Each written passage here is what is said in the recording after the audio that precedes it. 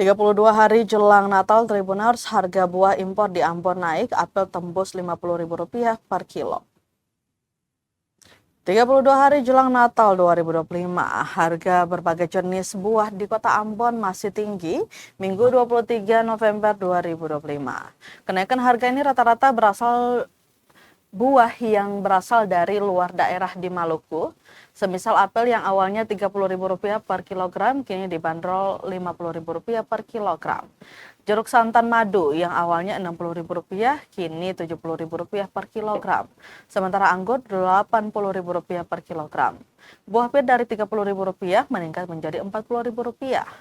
Ditemui tribunambon.com, salah seorang pedagang buah di kawasan Jalan Dr. Jelaimena, Desa Poka, Kecamatan Teluk Ambon, Sari, 38 tahun, mengaku bahwa kenaikan harga ini sudah terjadi kurang lebih dalam kurun waktu 2 bulan. Dirinya tidak mengetahui pasti penyebab kenaikan harga. Di lapak, Sari menjual berbagai jenis buah, yakni buah apel, jeruk, pir, buah naga, salak, pepaya, anggur, dan mangga. Buah-buah tersebut ada yang berasal dari daerah di Provinsi Maluku dan ada juga dari luar daerah di Maluku seperti Surabaya dan Makassar. Untuk Maluku diperoleh dari Pulau Buru dan Pulau Seram. Berikut daftar harga buah. Ada apel Rp50.000 per kilo, anggur Rp80.000 per kilo.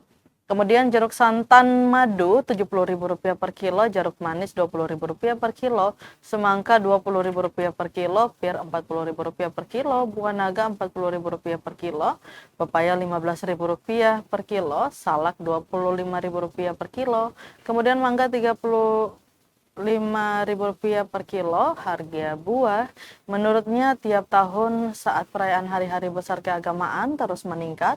Namun lagi-lagi untuk memastikan perayaan Natal 2025 dirinya belum mengetahui kelonjakan harga dan stok pasokannya.